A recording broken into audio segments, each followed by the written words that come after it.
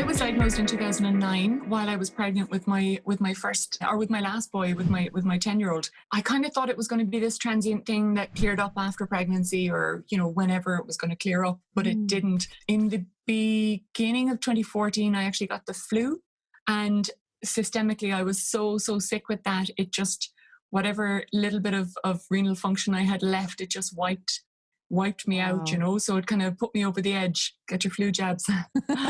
I kind of started to go downhill after that, really. I was good for the year of 2014. I kind of managed away, and which is incredible to me that you even, not to interrupt you, but you even continued, because I mean, there must have been something inside of you driving you as you went along. Yeah, when you're involved in sports, it's a big part of your identity.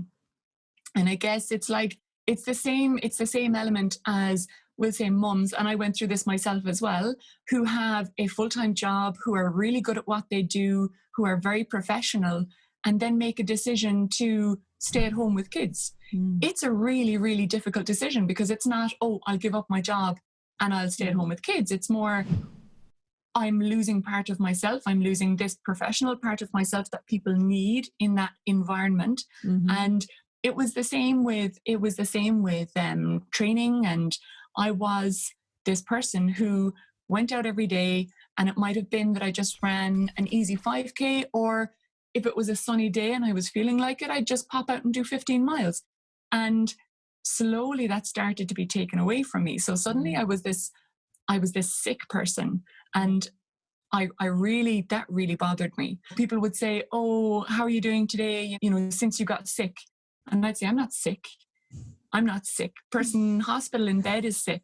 I'm really well, but I also have kidney disease. Right. So, you know, don't label me as being sick, please. Yes. You know, and that was really, really important to me. In retrospect, looking back, there were days where I was on the couch, dying with pains in my legs, because when you've got renal disease, things are all over the place, and you get leg cramps, and you're really tired and everything. So your circulation is, you know, your blood gets a bit sluggish. Yeah.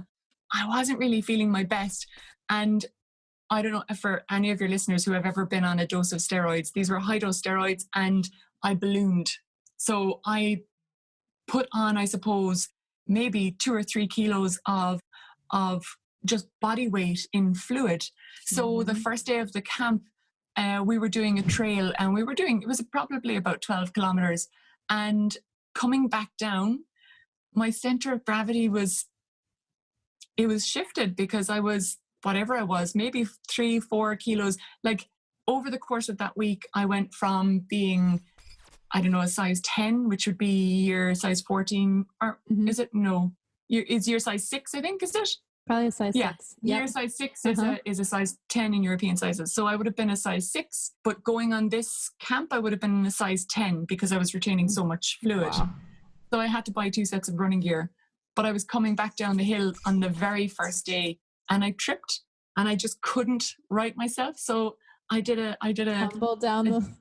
tumble down the mountain, and like, it just totally wrecked the rest of the week, and I was so annoyed. But you didn't break anything, did you? I hope not. I didn't. I smashed my phone, but I didn't break anything belonging to me. Oh, thank goodness. Tore 2 big craters in my knees, but I just kind of realized, that was the first time I realized, okay, coming out here on chemotherapy, on steroids, with renal disease, and I was planning on running, you know, my long run up a mountain. I really have to think about maybe reassessing or just shifting my goals a little bit here. And that really bothered me, but I suppose it provided me with a bit of a challenge as well.